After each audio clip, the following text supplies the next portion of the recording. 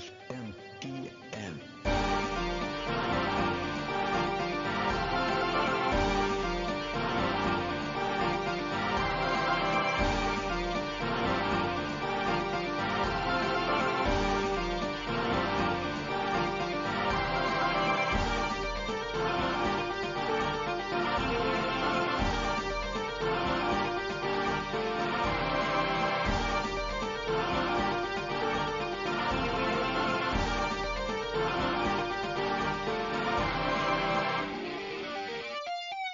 How's it going, everybody, and welcome to Shin Megami Tensei Network Link 168. I'm your host, Spencer Presley, and joining me this week is Nikki.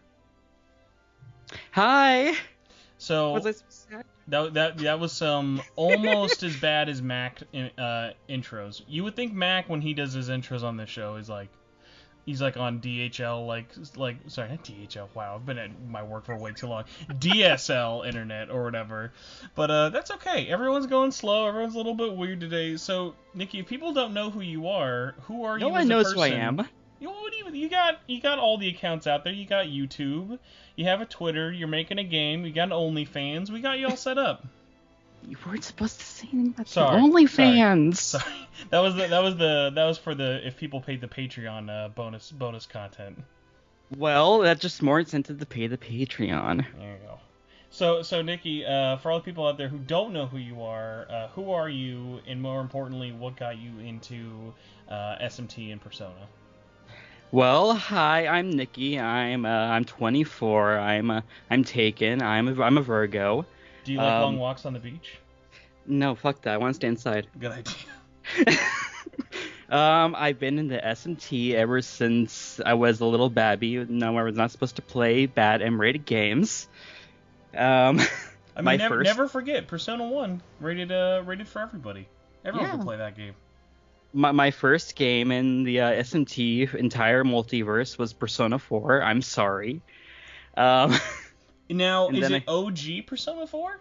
OG Persona 4. That's a great one. I never hear people have that. Persona 4 was really funny for me. That was like the culmination of the popularity for like it being really niche. Like, not it got popular after 4, because I really don't think it got popular until 4 like Golden came out with everything else. Yeah.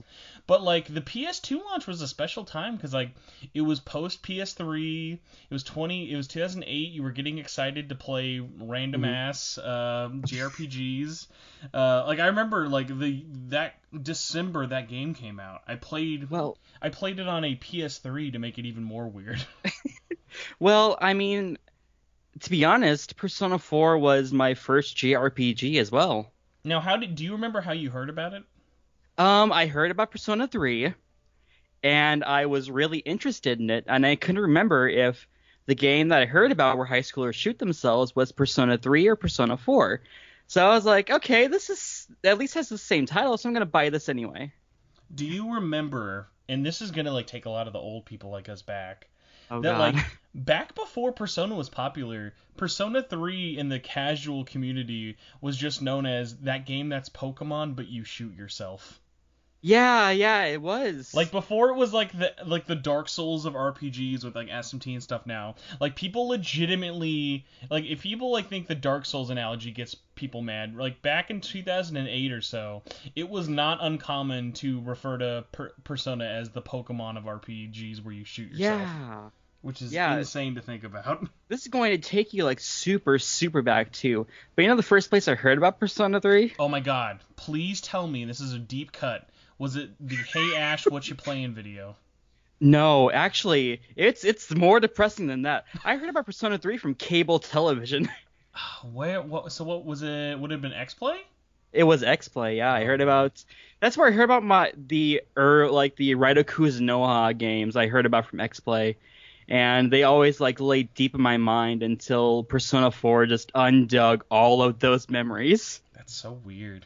I'll never. I know, right? The world should never forget, by the way, the Shin Megami Tensei Nocturne ad from X-Play. Jesus, that was so still to this weird. day, so odd to think that they had to pay two old people like to say these words on TV.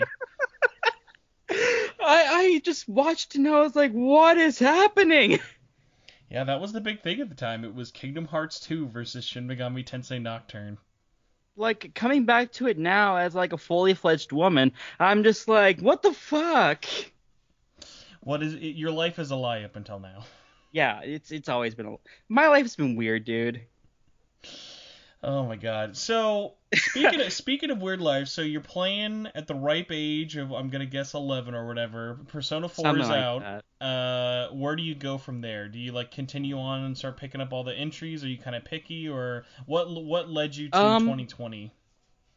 well, I was like super, super, super into Persona 4. You know, I had that phase. We all know that phase. I'm still in that phase. I'm sorry. It's okay. I wanted to I wanted more. Like I wanted more of this action. So I picked up Persona 3. I played through that. I loved it because, of course, an edgy teenager would. Uh, and then I saw Strange Journey at like the GameStop. And I was like, "Hey, this has the same like header like Shin Megami Tensei as the Persona games did." Back in the old days. So so knowing like nothing about the expanded multiverse, I'm like, okay, yeah, I'll pick this up and play it. I fell in love with Strange Journey. Never beat it, but I fell in love with it. And did more research online, picked up Nocturne. So really though, what you're saying is Strange Journey was your first crush. Strange Journey was my first crush. Because in the end it hurt you because you never ended up really beating it for it. But man, I gotta say that's commendable for that to be your first game. Well, I mean, here's the thing. I would have beat it if the fact that someone in my school stole it from me. Were you like one of those loose cartridge kids? You just like Yeah. had all your games loose. It's okay. One of my not I can't say this like triggers me, but like um Gnarly has a pretty decent-ish size like collection of games, but Mhm. I actively hate every part of it because he has a lot of his games just loose. And Oh no. I don't mean like, oh, he's got like some Game Boy games loose. He's got Vita carts loose, he's got 3DS carts loose. He's just got the like the CD binder. That's where he keeps That all of is his games like in the CD no. binder. That's so troubling. I know, as like a collector, like everything about how he collects his games just hurts me on like a fundamental level, but like he's viewing it as the point of like, I'm a man who has to move a lot. I don't want to have to haul all this shit. You know what? I can kind of get that, but at the same time, my boyfriend he has a lot of games loose for his Switch, and it drives me fucking crazy because I'm the type of person who needs to keep all of my games in their case.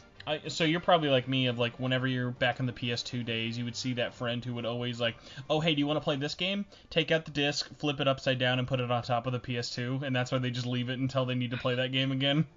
Honestly, I was one of those kids until I like had a revelation that if I do that, the games don't work anymore after a certain time.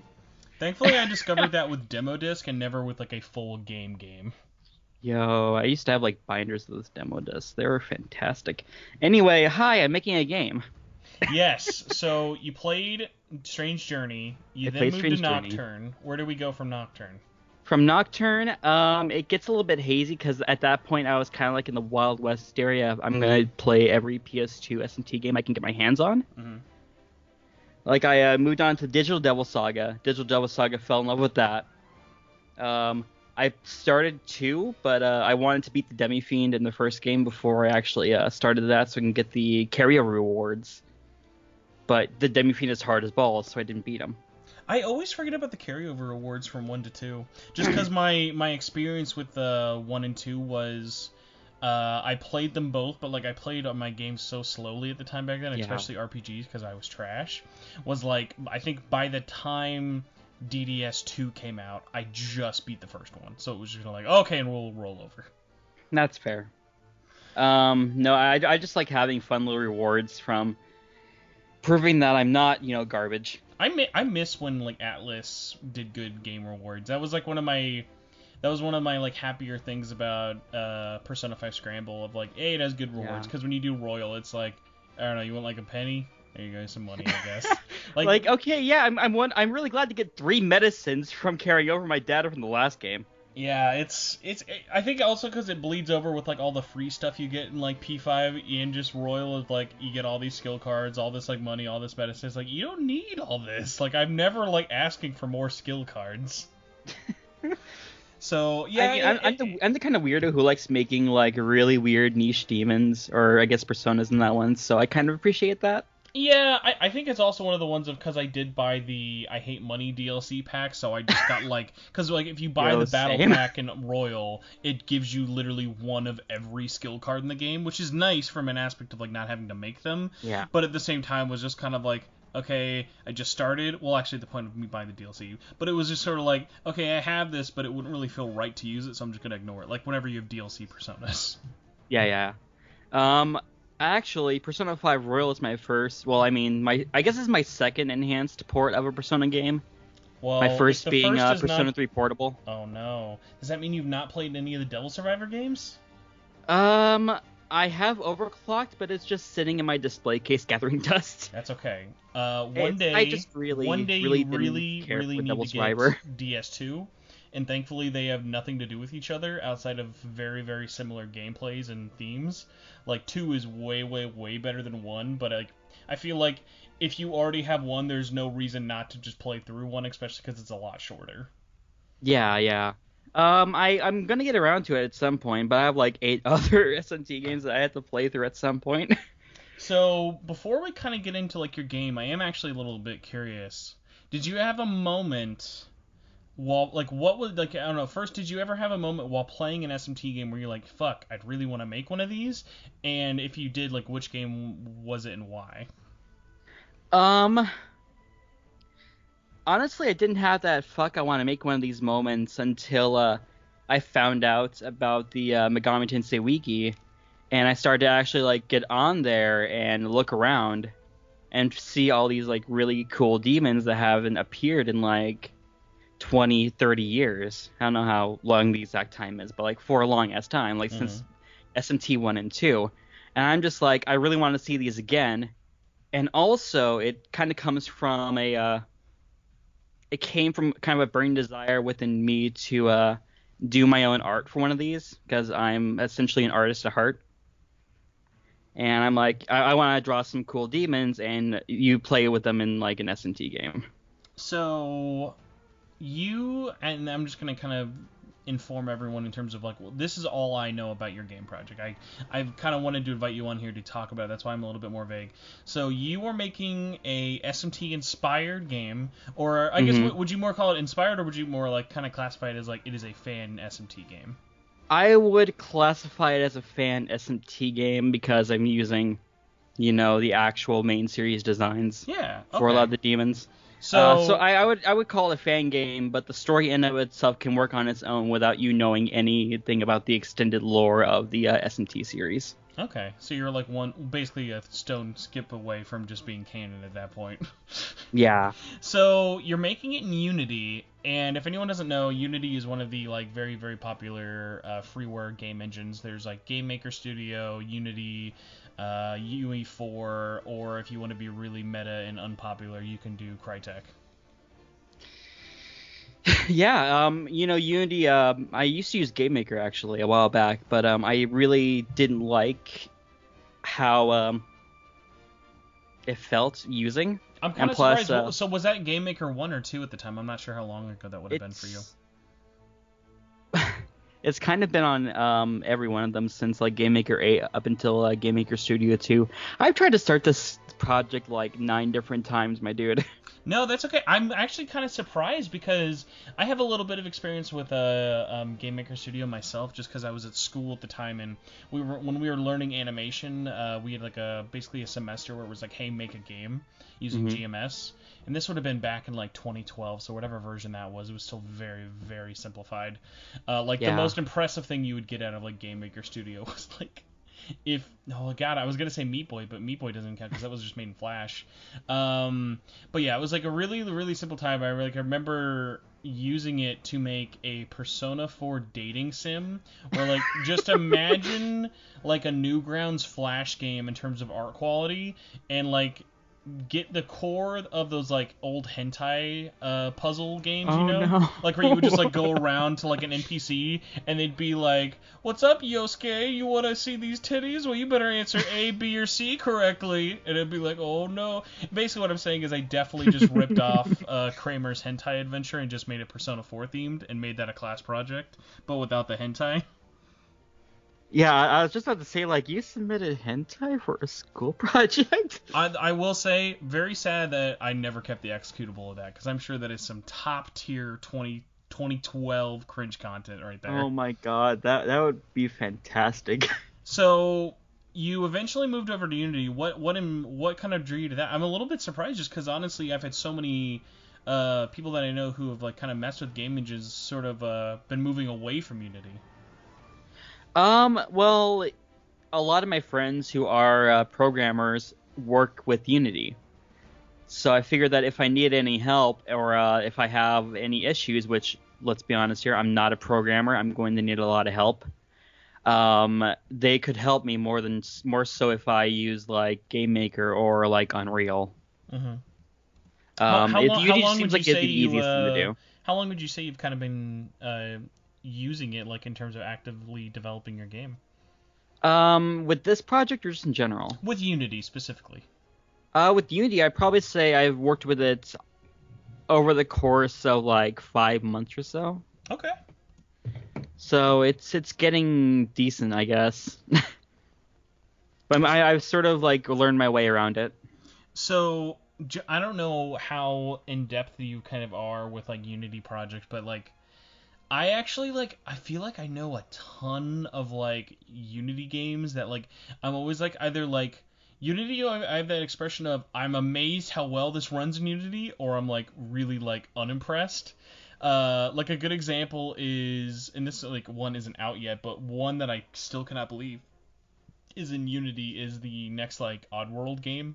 Soulstorm is in Unity, and every time I look at that game, I'm like, how the fuck is this in Unity? Because it has so much stuff going on. Like there's like nothing slowing down at all. And unfortunately, I think like Unity had its biggest problem was its biggest selling point eventually. Because remember, Unity's whole thing, and you can tell by the name, was, hey, you can put us on everything. Like during basically the PlayStation 3 to like now, Unity's whole pitch was like, hey, we're going to be on every fucking platform. Like the only platform in recent memory that the engine never ended up properly supporting was the 3DS, and even that they fixed with new 3DS, although like I don't even know if any Unity games actually ended up coming out on there. Oh god.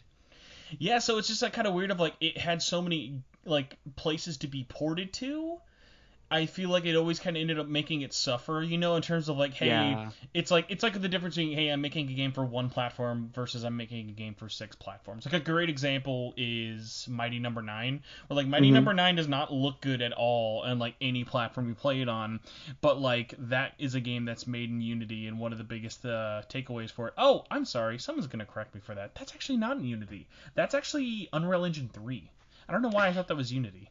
A good example though of like something that was in Unity that did take a lot of work, ironically, is the last Oddworld game, New and Tasty. Like you look at that on PC and like PS4, it's like, oh, this is like really good, a lot of like ambient colors and lighting, and then you look at the like Wii U and Vita version, where like the Wii U you're like, ouch, and the Vita version you're like, oh cool, they actually got it to run without bursting into flames. Yeah, no, Unity is a very fickle engine, and right now my like view of it is I only want to get it working on PC right now. I have no plans of doing any sort of console thing. I'm trying to keep my scope small so it doesn't, become a giant dumpster fire. It probably helps that you'd be sued into infinity if you did otherwise. Oh yeah, that's right. Atlas would actually bring me out to the gallows and hang me right there. You know what's actually sad? Like, we're getting closer and closer to that probably not being true. Like, most of the big, like, Sega revivals recently have, like... I'm amazed how few people kind of bring it up that, like, all of these big Sega revivals, Sega has had, like, nothing to do with. Yeah. Like, Shenmue, Streets of Rage 4 this week, that new, with Sega, wasn't that new Sonic? Well, not new. It's years old at this point. That new Sonic. Yeah, Sonic Mania. Game. That was entirely game. fan made. Never forget, by the way, that game came out the summer before Sonic Forces, so they followed up one of their best Sonic games in years with one of the worst Sonic games like of all time. It'd be like, wow, okay, and we gave that team another game, and their next follow up is the very unfortunately titled Mario and Sonic at the Olympic Games 2020. R.I.P. Olympic Games. Yeah, no, it's a dumpster. What the fuck is going on with Sega? Sega is just very uneven. They're very like they've never financially recovered oddly from like the Sonic boom era. Like they've been getting better, but they've had to be so picky with what they spend money on.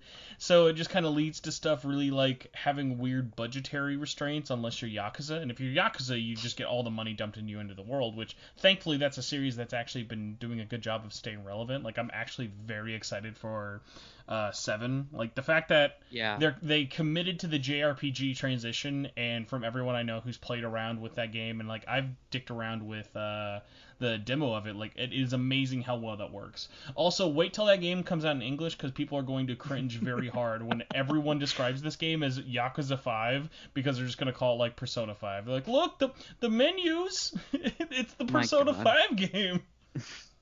Right now, the only Sega game that I actually play at a consistent basis is a DX2, sadly, or D2, however the hell you pronounce it. That's okay. I'm that, sure somewhere SMT out there. game. I'm sure somewhere out there, Lura is very happy someone else is playing DX2. Yeah. Did they just start their Berserk event, or is that already over? It hasn't happened yet. Right now, they were doing a Tokisada event. I don't know what happened with the Berserk event. So, going a little bit more back into your game, though, for it. So, besides Unity being kind of uneven in certain aspects, I'm sure you, especially the kind of earlier stages you're at, and the fact that you've just targeted PC as a platform, what's that kind of process been with it, especially with the other engines you sort of worked on? Like, have you found yourself having an easier time with it, or is you still kind of like getting used to all like the bumps and edges? Well, Unity is a very good engine for what I want to do at the moment. I'd say it's probably the second easiest as opposed to like RPG Maker right now, because Unity has this like neat little function that they added in, I guess, like in the past year or so, called Scriptable Objects, which basically allows you just to make your own preset full of a bunch of different elements or variables you can fill in. Like you can put the demon's name, you can put the HP, you can put the base MP in there. I'm still trying to figure out how to make it like really advanced, but for what I have right now, it's really good. Let me see if I can pull the project up actually. But it makes creating like items, demons, what have you, very streamlined, which I feel like would take a lot of time in any other sort of project. Mm-hmm. Have you for anyone out there who's probably not like seen like, because you've been posting clips primarily just like on Twitter and stuff, right? Yeah. Like, so if anyone really here like a whole hasn't lot really of like seen them, like if you had to compare it to like other SMT games, like what would you kind of use it for anyone out there so they can kind of imagine? If you imagine like Persona 1 maybe mixed with like Soul Hacker style, or I guess Devil Summoner, so like a first person POV, but it's still in 3D. Have you decided how you want to display battles and stuff in terms of like using like flat sprites, 3D renders of the sprites? 3D renders would take a century and a half, so I'm gonna just do like 2D renders for them. I'm gonna try to animate the sprites as much as possible, but I've learned that animating, especially in Unity, takes a lot of time. Can I get you to commit to a Pokemon Crystal level of animation? I can at least guarantee you that. Okay. It'll shake and make like a MIDI sound at me. Yeah, that sounds decent. It'll be like Megami Tensei 1 and 2, and their eyes will flash at least. Oh my god. There are some great like lo-fi concessions they've made over the years, especially porting SMT to so many different weird platforms. Oh my god. When I was playing Apocalypse on 3DS, there are some sprites where I was like, oh, that looks really cool, and some sprites where I'm like, okay.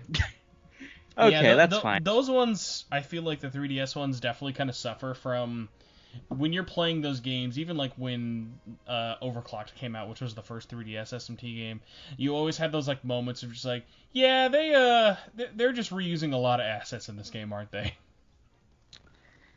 I mean, I wish I could reuse that assets, but it seems like the Keep with Style had to redraw almost every little sprite, which is, it's kind of tedious, but at the same time, it helps keep everything kind of cohesive.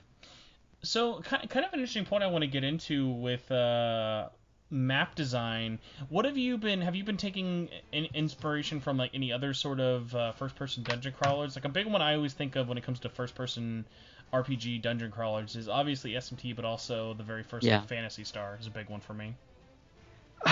Honestly, I haven't played a whole lot of first-person dungeon crawlers. Like, it's mostly just been SMT, and that's almost entirely what I'm drawing from with this. As sad as it say. No, that's fine. Just curious, how much of Persona Q did you ever mess around with? Is it a hot take to say that I didn't really enjoy Persona Q at all? That is not a hot take. I feel like that's a game that definitely rides on the laurels of it being the first RPG crossover and having just the fucking best, like, not the best, but easily, like, top 5 in terms of Persona worlds, like, soundtrack. That they fucking killed it on that game's soundtrack, but the gameplay alone, I know, kills a lot of people for it, but one of the things I actually really like about the game, like, its biggest drag for me personally has always kind of been, it definitely drags in the tooth for some of its later dungeons, but I actually really like how they do design the dungeons in a way that I feel like when you're doing, especially with low poly 3D assets, it's very easy to make things look very kind of bland and generic, but they did a good job with kind of picking interesting themes that you could kind of see for 30 plus hours and not get too bored with, Mm-hmm. So like, even like, I don't even know like how far you really got into like,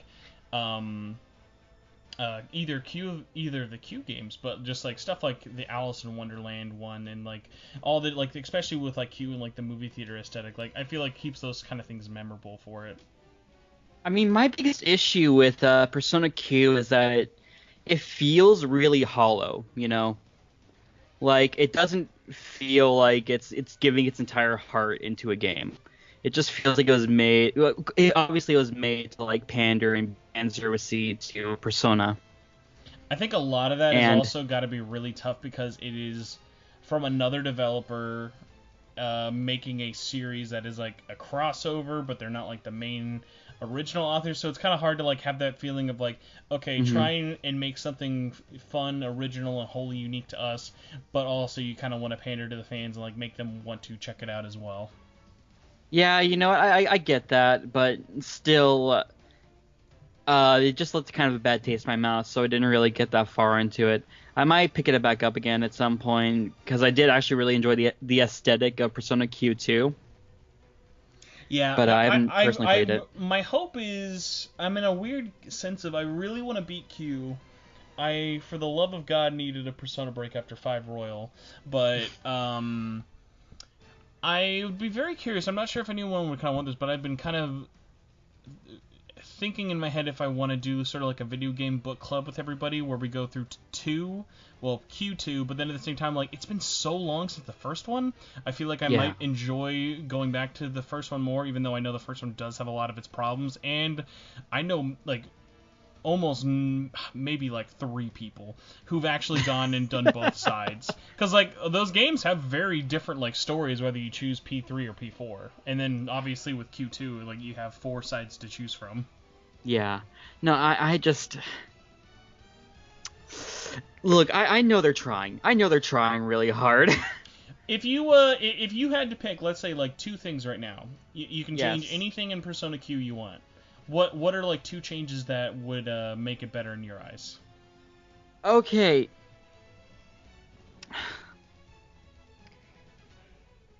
This might sound extremely petty, but, like, I'm not entirely sure because on surface level, it's fine.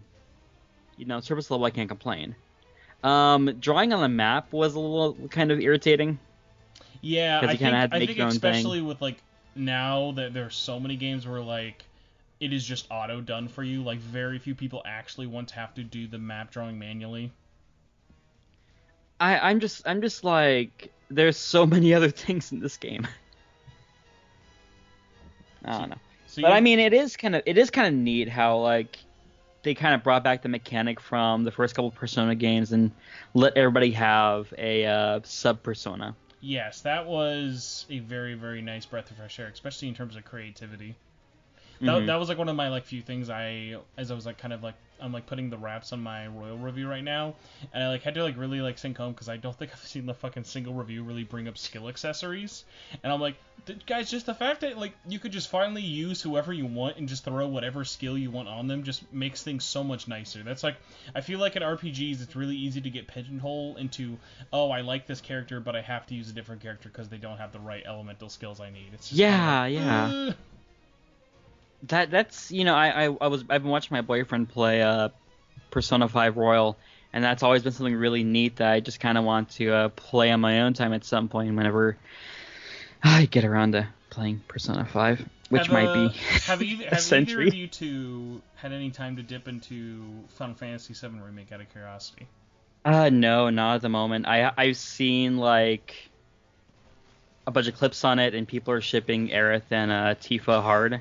Man, I think shipping might actually be like understating it. They're like basically like they're like high key marrying them online. Yeah, I'm okay. I just glanced over at my Twitter real fast, and I saw just fucking marrying art because it's yeah. See, I don't know what this says about me as a man, but I appreciate all of those like fan arts and stuff of the two of them out, and just you'll see in the background like Cloud is just whatevering. Like, okay, I'll third wheel for everybody, because he is just the ultimate third wheel. He doesn't need to be there for anyone else, but he also doesn't want to not be there. Yeah, no, I get that. I think I like it. Okay.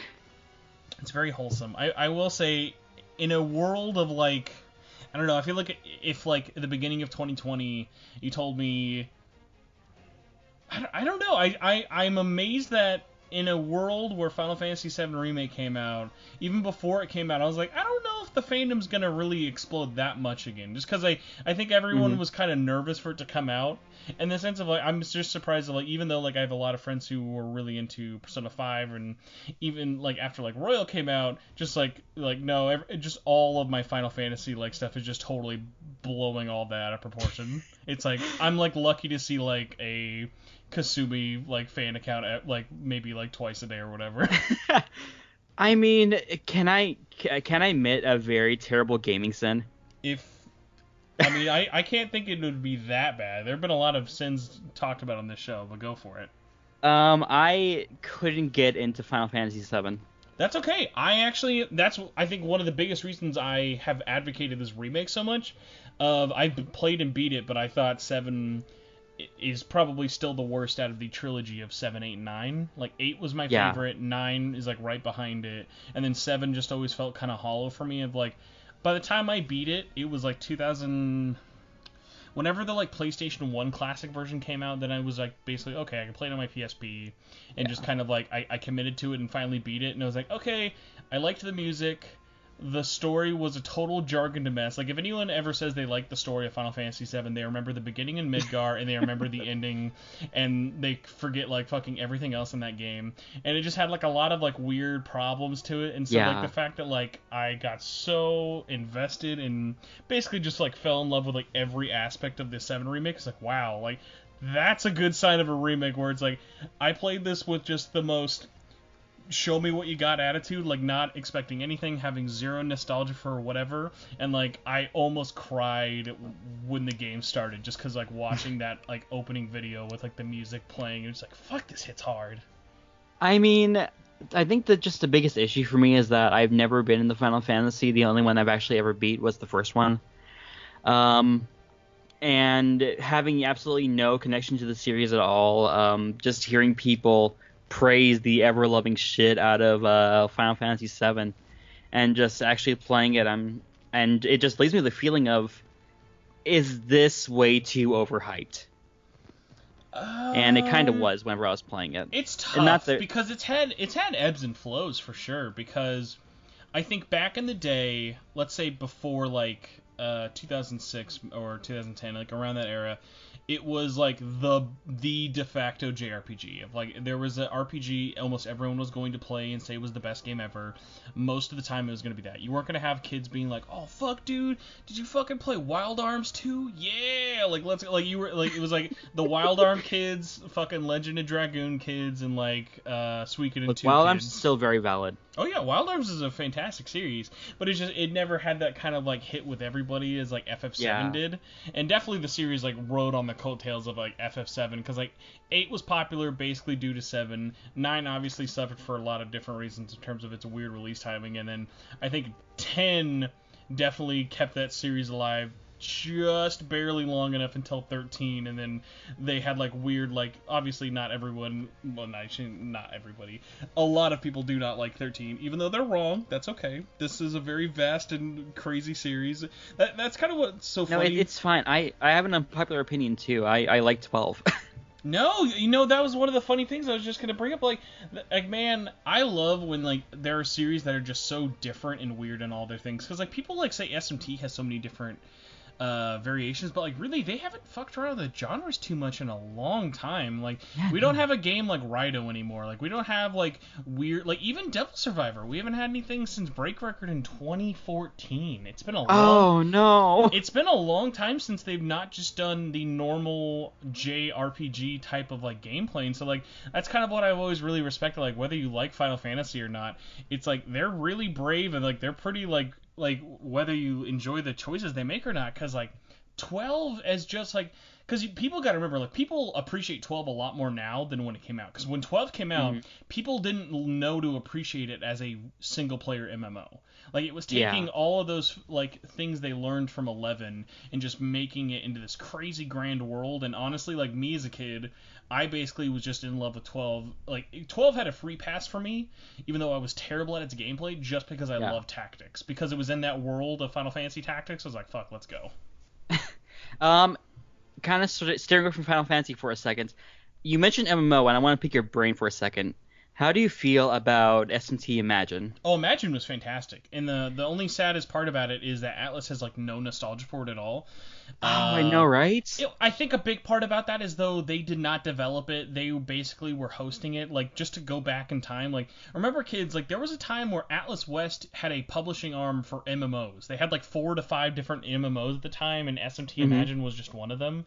It was like a weird post World of Warcraft time of everyone tried to have the MMO, and SMT Imagine is so great because it worked, it did its own thing, it actually respected the franchise. I think Look, I feel like Imagine is like a big just like it's basically doing to SMT what Atlas is doing to Persona now, as in just like completely catering to it, like releasing. Like, you wouldn't believe how much, like, pandering there was to mainline SMT and Imagine. Oh, yeah. Like, actually, my comparison I was going to do is a lot of the fan service that was happening in Imagine is very similar to all the stuff they do in DX2. Like, they just really they make tons of callbacks. Like, it's really... Like, the craziest callback Persona has had is fucking a SMT 9 reference that 3 people are going to get. And, like, that, Wait, like, that's... really? Oh, yeah. Like, if you beat Royal... there is, and I won't like give it away because it is a very, very deep cut. One of the last things that happen is a super deep cut to SMT9. It is a entity that has not appeared ever again. It was in SMT9 once and nothing else. Oh yeah. I know exactly what you're talking about now.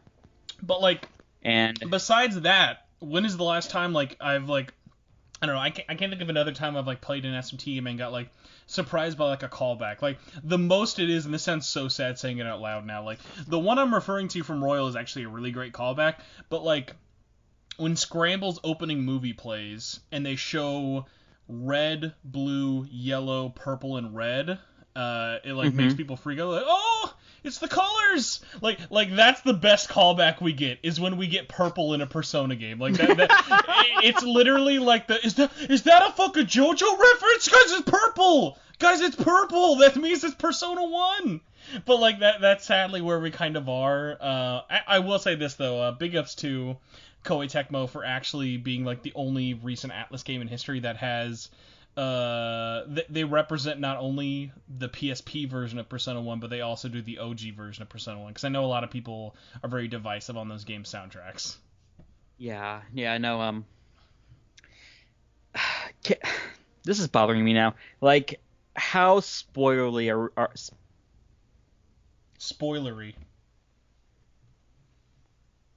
Spoilery. That's what I tried to say. Broke you there for a second. I'm always broken. It's just varying degrees of broken. Okay, how much am I allowed to say? It depends on which game. It's about Persona 5 Royal. And it's something that every time you mentioned it made everybody really mad. I guess we'll give a warning, and if it goes like really bad, but I don't know, like unless it's like new semester stuff, I feel like most stuff is pretty fair game. Okay, I want to see if this makes you as physically mad as it has like anyone else who talked to you about it. I've seen people say that Jose or Jose. This is a Jose house. We don't call him by his dead name, Jose. Fucking Jose. Get out of here, that. I don't know if this was a shitpost from someone that I saw and it just stuck in my brain. But how do you feel about people saying that Jose is Philemon? I think that's a lot of wishful thinking. I don't get upset by it at the chance, but like I could see it, but at the same time, it's like it's kind of weird. Like I love Jose because he's just kind of like a goofy, like I view him as like a Theo. Of like he's in there, Yeah. He's not in there as much as he should be. He definitely gets robbed in terms of screen time, but he also doesn't need to have a story presence. But like I think people are saying that because a lot of them just kind of want an excuse for him to like come back. But I wouldn't be surprised because like there's no way we're ever getting Igor back again. If we ever do, it's actually Persona 5 Royal extended. Like honestly, there is zero footage of. Okay, that's not true. Well, it's all right. It is true and it's not true, but I can't say exactly why. So in all of the new semester of P5R, there is 0 seconds of Igor. They're like not even like, oh, really? Yeah, because what the fuck were they gonna do? Because remember they used all of his voice lines from the Japanese version of P3 movies. So oh yeah, they weren't gonna incorporate him, and they don't really have to. So what happens is just like I wish we could have had a send off for that character, but at no point do I ever want to curse us with having new English voice actor Igor, because he's actually the worst. Like that, It's really odd. Like I think I was talking to Alyssa James a couple episodes ago. We were talking about how fake Igor. By the way, P5 spoilers. Fake Igor. That's like one of the least satisfying like twists. Like by the way, I think that if that twist like hit better. Okay, we're not gonna get into this, but like fake Igor's voice in the beginning of Persona 5 actually works as a better Igor's voice than the one that they were like as the quote unquote real Igor. Yeah. It's just so weird. Like I don't know if they just didn't want to pay the Vic Mignogna bucks to get him back, or if they couldn't like track down where the other guy is in Canada. I don't know if they could do Vic Mignogna anymore. I mean, they could. Like being able to get him anymore doesn't necessarily mean like they would want to. I'll say this though. Shout out to Vic Mignogna. Like most people don't know he did Igor's voice. He does a really great voice. I didn't know that either. Really? Yeah, he did the voice of Igor in Ultimax. It's a crazy, crazy good voice match. He does a really good job. That's crazy. But no, I had a friend who her first exposure to Persona was, I was really I guess worried you were going to say Vic Mignogna. I was like, oh, don't like where the direction of this podcast is going. Okay, let's start talking about Vic Mignogna before we all get in the hot water here. I stand for Vic. Hashtag maybe Vic did it. I don't know. Hashtag. So your friend's first exposure. I'm getting out of this fucking. Hashtag not my Vic. Hashtag not my Mignogna. So her first exposure to Persona was actually from 5, and whenever she always thought that Igor's voice was the deep one that we got. That is a deep voice. I always forget. He's like, "Welcome to my velvet room." I can't even do it. He's got so that he's whenever got a very unique sound. So that whenever like the original voice actor like started talking, she was like, "What?" Yeah, this voice is terrible. That whole I think a lot of that really falls flat. Like that whole reveal falls flat to us. People have always kind of said that because I knew that there was something up with Igor, even though I was very late to beating P5. Of like, I think that is just one of those things that unfortunately only really works as a Japanese fan. Like that's a great reveal of.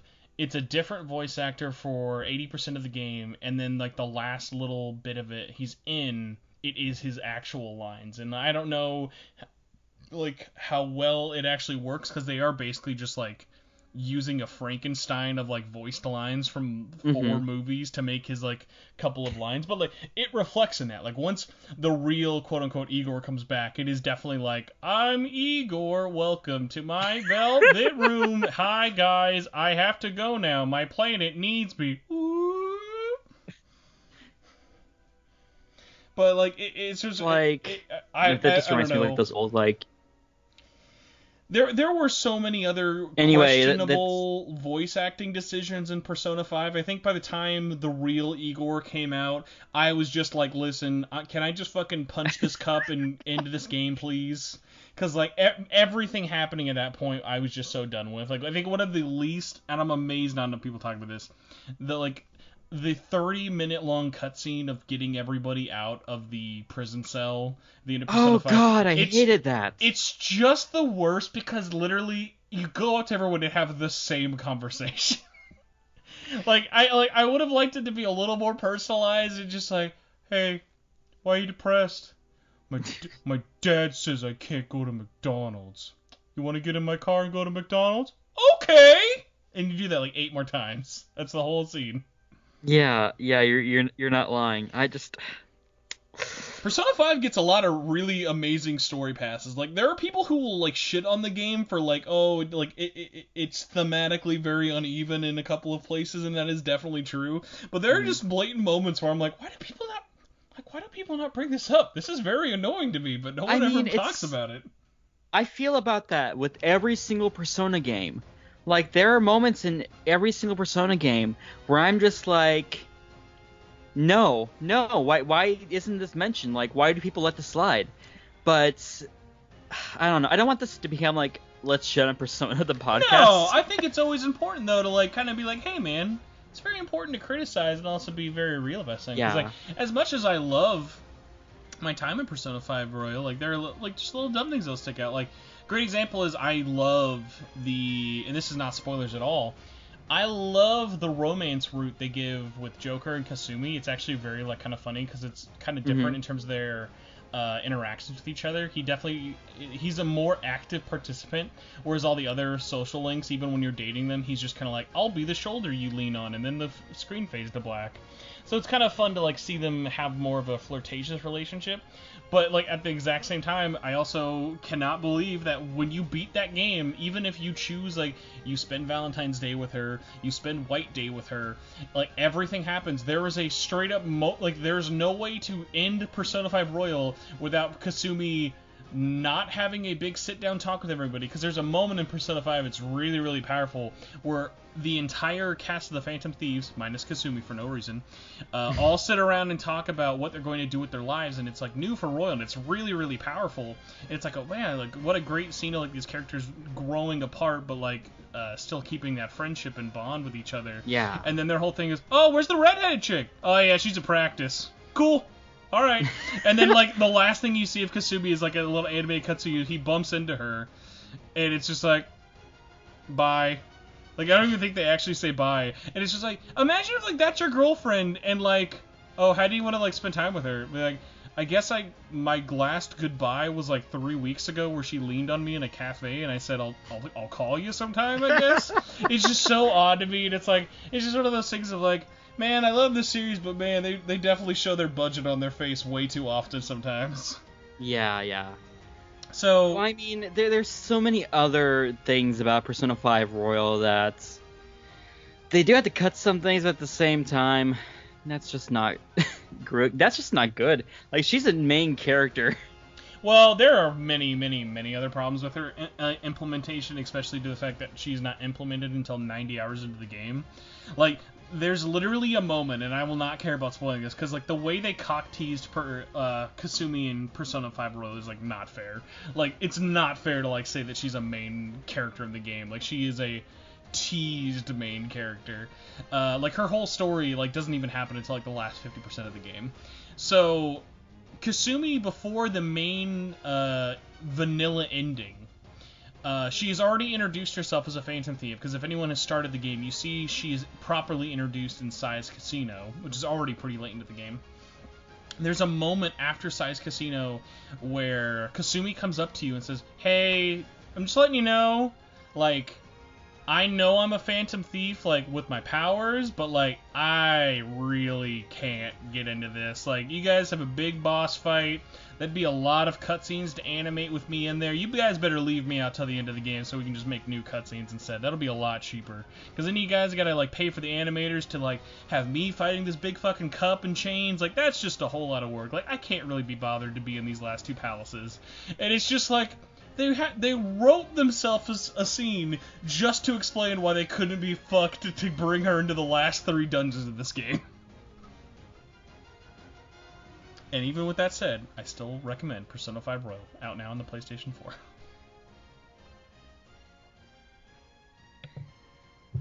Sorry, I kind of zoned out for like 50% of that conversation. It's okay. I got you into a fugue state of just Kasumi complaints, and it just made your brain melt. So no, it's fine. Also, my boyfriend's just kind of walking through the room, and I was talking to him for a second. I'm imagining... Say hi. Oh, he's not going to say hi. I imagined it was like, hello. I imagined it was like that TikTok challenge where he just came in naked, and you just had to mute and then be like, all right, hold on. Like, gotta jump into the camera. No, but I'm glad that Kasumi isn't actually a piece of cardboard like I thought she was. Yeah, I will say, one of the weirdest things that and he's not the only one who's ever said this, but he's the first person who asked me, and it always stands out in my head.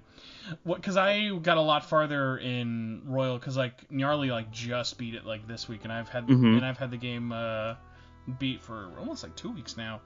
One of the first things he asked me was like, "Oh, how far are you?" Like, "Oh, I'm pretty far into Kasumi's story, at least in the early parts of the game."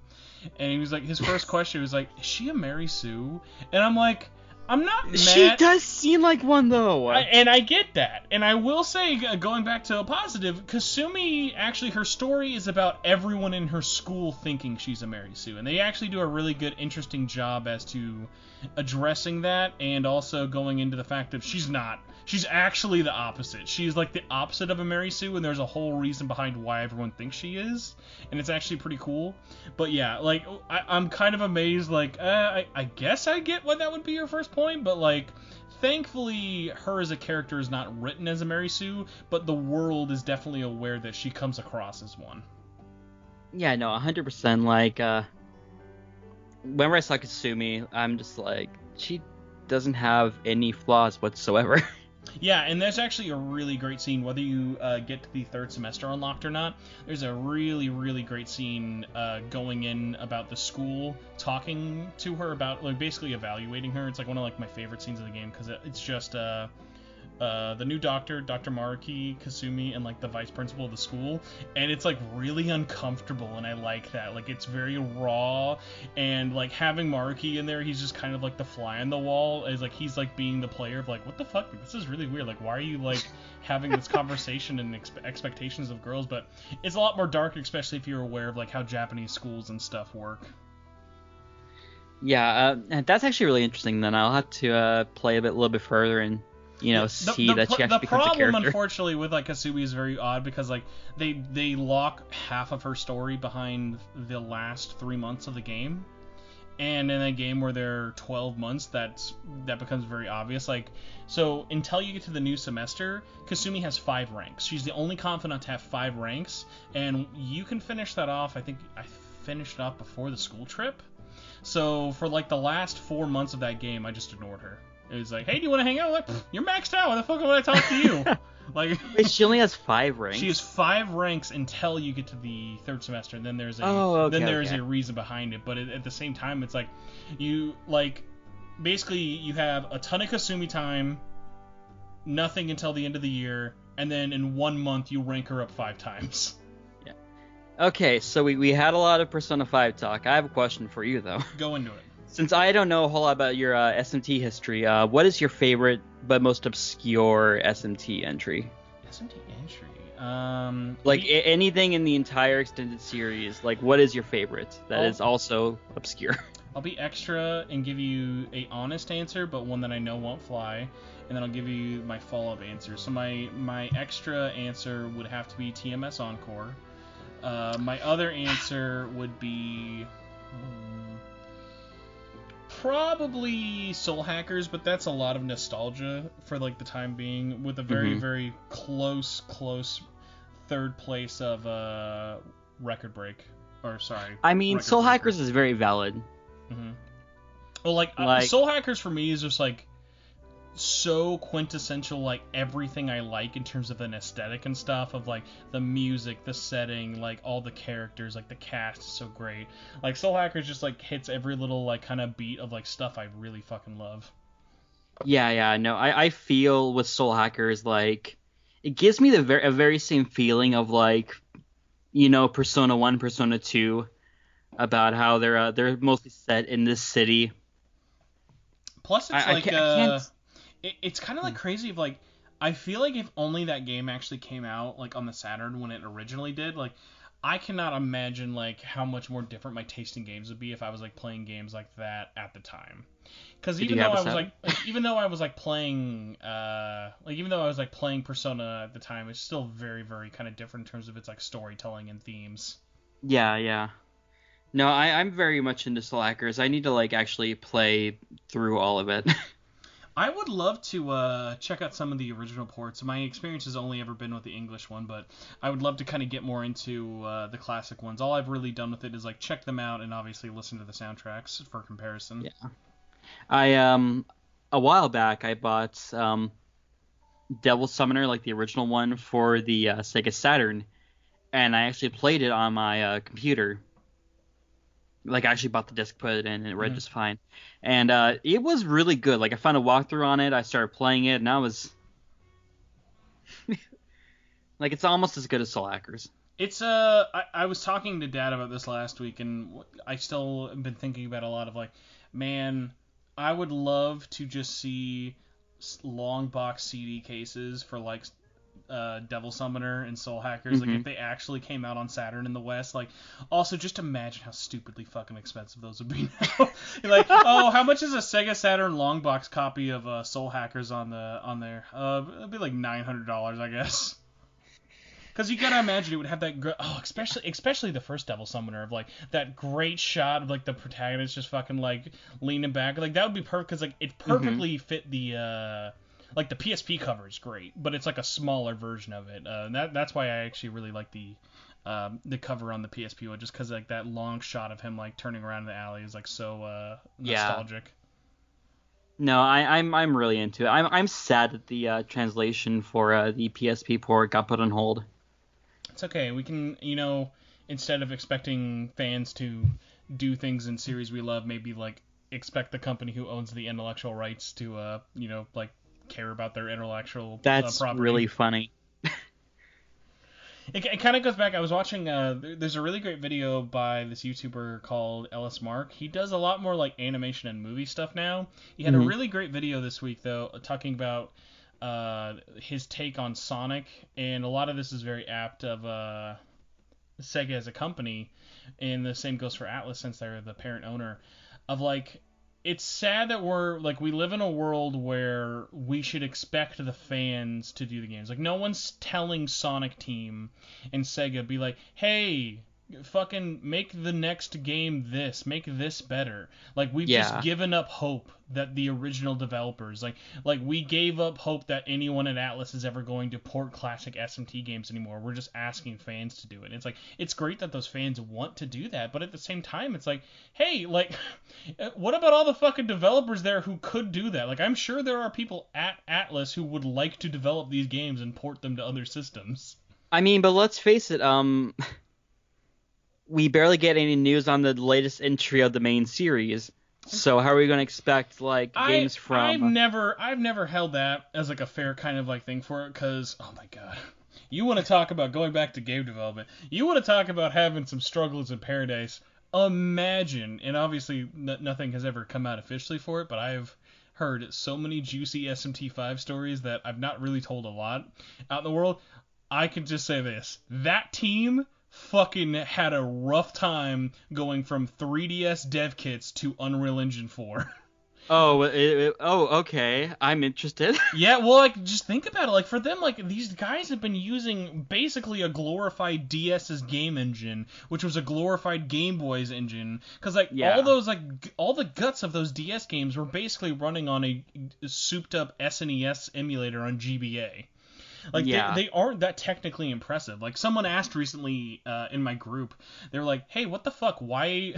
They were like, why are the menus in Double Survivor overclocked on the bottom? No, sorry. Why is the menus on the top and the gameplay on the bottom? It was like, because they made this game in a 4:3 aspect ratio and they had to make something in widescreen. What's easier, to turn your entire game engine into widescreen or just make the menus a little bit wider? Yeah. So like I get that. So they've always been like basically ballers on a budget here, but like going into UE4 was definitely more of a, hey, we had an opportunity presented to ourselves. Like Nintendo was offering us a deal. We have like a deal to work with Epic and stuff and like be a big, because like if you remember 2017 when Epic was holding a press conference or something, like they showed off as like one of their big things. It was like up there with Tekken 7 and Kingdom Hearts 3 of like, here are big Japanese franchises that are working on Unreal Engine 4. So they have an incredible amount of pressure to perform, and I think it's also important to note they are in no hurry. Like, outside of fans wanting SMT5, like, what fucking hurt? Like, take their time. Like, why not? You want it to be a good game, right?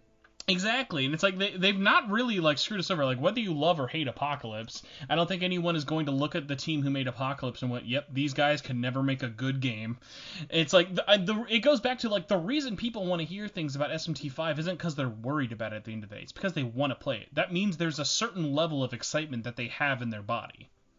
Yeah. Like, we wouldn't have dedicated Twitter accounts. Like, there weren't fucking dedicated Twitter accounts being like, where the fuck is Duke Nukem Forever? Like, there were people asking where it is in terms of morbid curiosity, but no one really wanted to play Duke Nukem Forever, except that guy in Texas who had a pre-order from 1998. Forgot about that. Yeah, so like, but going back to like with Unreal Engine 4, it's like those guys are having a hard time. Like, they're not a big dev studio. Like, they are not in constant communication with people at Epic. Like, they're going off of a lot of tools. Like, I know like one of my contacts there, like who knows like people who are working on SMT5. It's one of their biggest things was people at Atlas who are working on SMT5, like, they don't feel like comfortable asking other developers who've worked on it because, like, here, going back, this is a great thing going into similar topics. I even brought this up with Dad last week. If you're working on SMT5, tell me right now that you are not worried that your game instantly looks like shit because Final Fantasy VII came out. Final Fantasy VII Remake is on Unreal Engine 4 and looks fucking amazing, even though it has very, very, very low poly textures sometimes. Like, when that game shines, that game is incredibly good looking. And so you're going to be releasing on a very, very restricted hardware, because like this goes back to what we were talking about with Unity having a hard time trying to run on everything. Unreal hasn't always had this problem. It always has this problem though with Switch. The Switch can run Unreal Engine 4 games. That doesn't mean it's a great place to play Unreal Engine 4. Like a good example is what was this? Doom Eternal.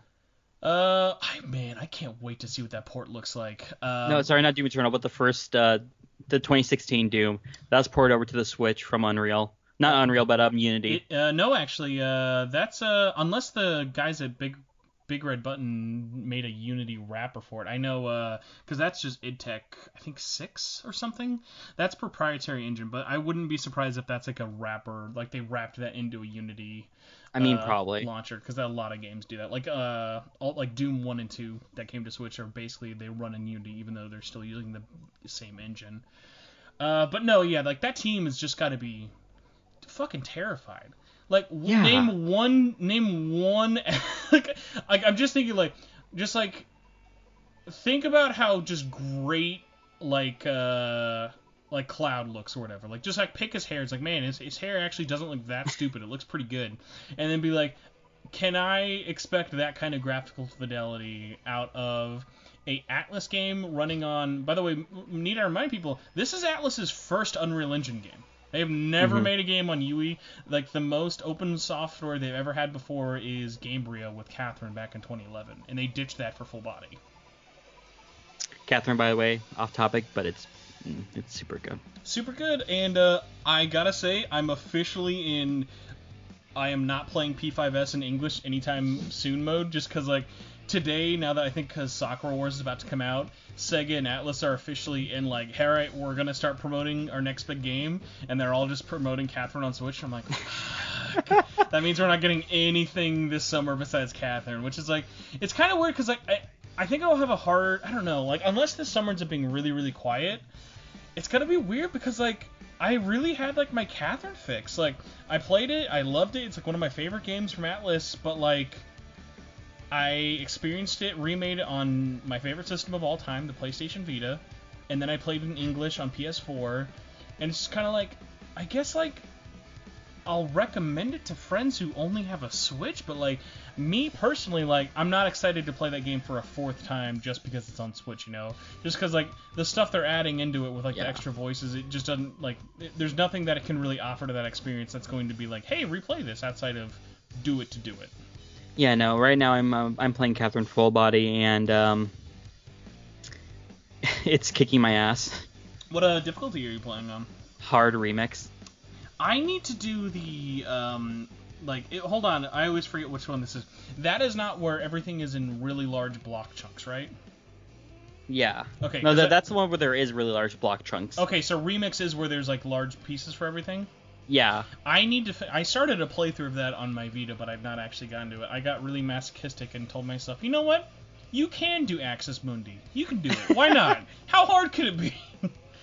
That's like the only one I have left. I actually never beat any of the old Babel levels back in the original release, but for whatever reason I've somehow gotten galaxy-brained enough to now do it with Full Body.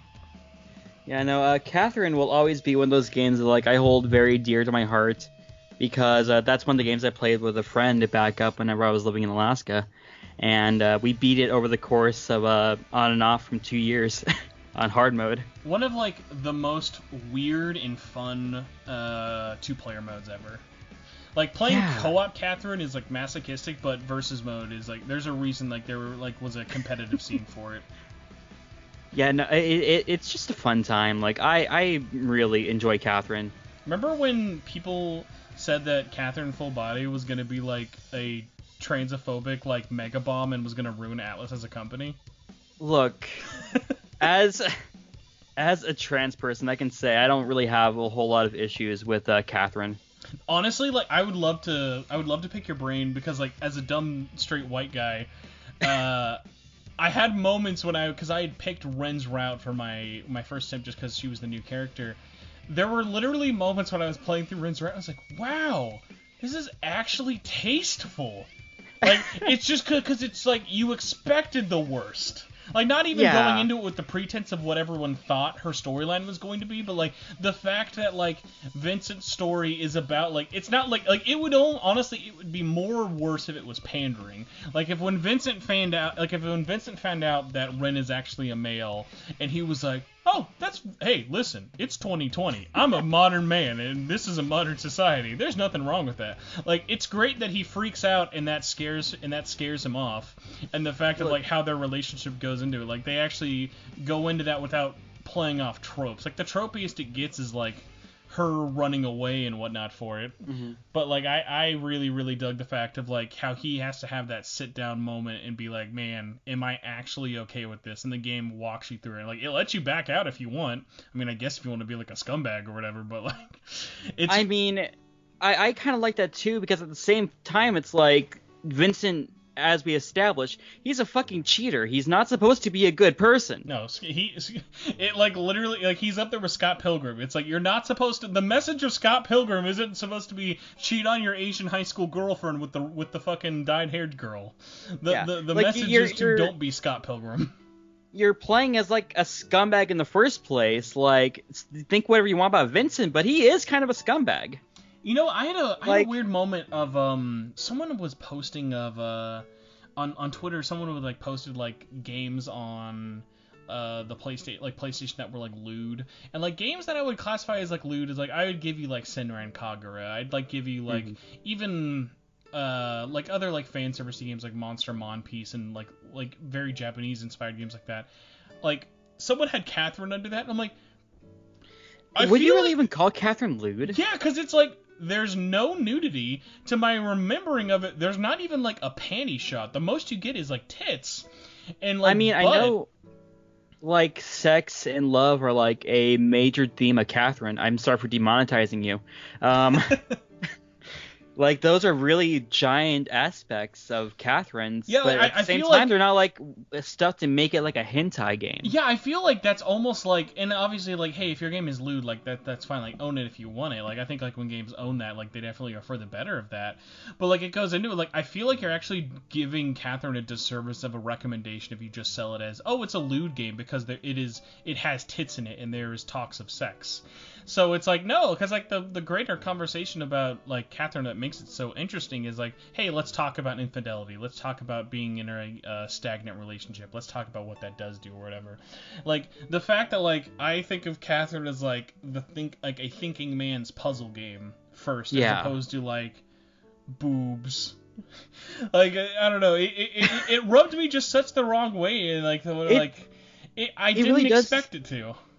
It really does like a disservice, like you said, to like Catherine's like overarching plot of like being in a relationship that you're not happy in, like trying to find a way out, and just the mental struggle that comes with finding an option that might make you happier, but at the same time is a less, stable option. I don't know. I will say this. I love the story, Catherine. Kind of going back to it coming out on Switch, if you have not played it, go into it. It's a great game. I think they've already confirmed it's going to be like $40 or $50. If you don't have it, it's a super, super easy recommendation. Like, it would almost be the de facto version of that game just because of its portability nature and being able to play like co-op by just like switching off the Joy-Cons. Unfortunately, I still have to give the favor to the Vita version, because I'm very biased, and also because think about this. The Vita version is portable, has online. The online is free, does not require a paid online subscription, and has trophies still, whereas the Nintendo version will not have trophies. Yeah, I mean, that's very true.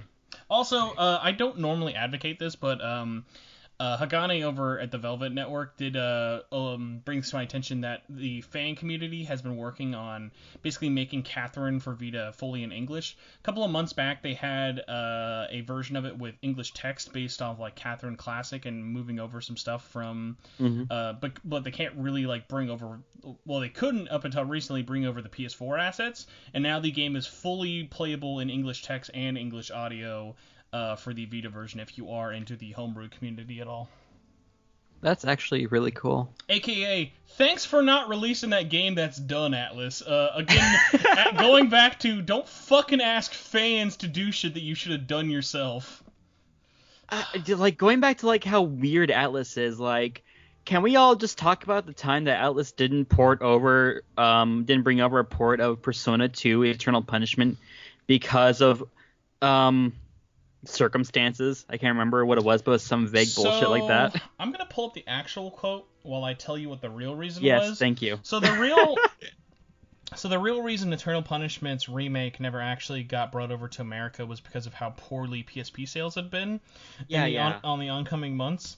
And basically, Atlas USA didn't make that call. Atlas USA wanted that to happen. But the problem is... PlayStation blog. The problem is, though, that they cannot make a English translation internally. Like, they have to have the Japanese studio still work on the backbones and, like, give them the ability to put in the text scripts and all that stuff. So, unfortunately, Atlas Japan viewed it non-viable commercially for them. Because if people remember, Eternal Punishment and Innocent Sin's PSP remakes did not sell great. One sold okay, Innocent Sin did all right. It actually did really well in America, obviously because that was like the only Persona game we'd never gotten at that point. And it's just such a shame because Eternal Punishment's PSP's port is amazing. Like I've seen like screen caps of it, and I adored it. Like I wanted to play it so bad. So I am looking at this now. I have the blog from Nick Margos. I don't even think it actually works at Atlas anymore. February 25th, 2013, they wrote this. Persona 2 Eternal Punishment hits PSN tomorrow. And we're going to go to... Let's see. There's specifically a point where they have to call this out. I swear they did. This is great radio. Oh, I thought they had it more clearly classed out. Let's see. You're a diehard fan, except Persona 2 was split into two games, Innocent Sin and Eternal Punishment, the former of which came to PSP in 2011. Fuck, I forgot how long ago that'd been. That game is almost a decade old. It is 9 years old. Really? Yes. So, and that's the American version, although actually I think it was also earlier 2011 for Japan. There's good news, though. Oh, here we go. The way they had to phrase this. There's good news, though, and bad news. The bad news is that the unusual circumstances have prevented us, it's Japan, from localizing Eternal Punishment PSP the way we'd have liked to. Not saying we couldn't have done it, but, like, actually we can't do it. Yeah, just like deflecting blame away from, like, yourself. Mm-hmm. Here we go. But the good news is that you can still find how the story of Tatsuya, Maya, and Joker and the Joker curse ends. Unlike Innocent Sin, Persona 2 Eternal Punishment was localized once before back in oh my god, that game is 20 years old. I feel so old. Oh god, really? And it is the version of the game that we are bringing to the PlayStation 1 via PSN now. I love the fact that like that's downloadable, but man, at the same time, it's really weird when you have to like tell people like, hey, how should I experience the Persona, I guess, quintology? Of like, okay, so you're gonna have the remake of the first game because the PlayStation version of the first game isn't actually even fully done, and then you're gonna go to a PSP remake for the first part of 2, but the second part of 2 is the PlayStation 1 version because we couldn't get paid enough to remake that in English, and then you're gonna go to Persona 3 Portable, and it gets a lot better from there. Look, it's a mess, and which is a shame because Persona 2 Eternal Punishment is still a really good story. Like, again, it features like the oldest like cast of Persona users that we've ever had, pretty much. Oh my god, another reason I'm really excited for Scribble to come out and for more people to beat Royal is that it's 2020 and I have played 2 different Persona games where there are adult Persona users and it's handled well both times and it's really great. Can we talk about how rad it is that the Persona user in Scramble Persona is Jean Valjean? Oh my god! I didn't actually have that spoiled for me of who it was. Like, I'd seen little bits. Oh shit, I'm sorry. No. I've played through all of Scramble. I've played through all of Scribble, but I didn't know until I was playing it that his persona was Jean Valjean. Like, I'd seen bits of it, but I hadn't really put it together. Before I actually looked at what his name was translated when I was playing my import copy, if you look... I think I even have a... Because what's his prisoner number? Oh god, I can't remember. I actually haven't played Scramble. I just like read about it. So I'm gonna try and pull this up because I messaged my friend a picture of this when I saw it. I said there's a Persona user from the Miserable Lesbians. Let's see if this. That was my comes name up. in high school. The Miserable Lesbians. So, all right, I'm gonna try and find the picture for it. But whatever Jean Valjean's prisoner number is on his Persona user, and when I saw that, so I was like, cool. what? Why do those numbers sound so familiar? And then I remembered Hugh Jackman. 24601, right? Yes, and then I remembered Hugh Jackman singing very weirdly, followed by Russell Crowe singing very, very weirdly. And then I was like, is this fucking Jean Valjean? And I was like, what? Say what you will about Persona, like, as a series, but, like, I mean, the, like, Persona 5 specifically, but, God, I love all the weird, deep cuts they have, especially for, like, Kasumi's, like, evolved Personas as well take some fucking weird steps. Kasumi, look, Kasumi is the entire Faith Arcana in general is such a trip for me.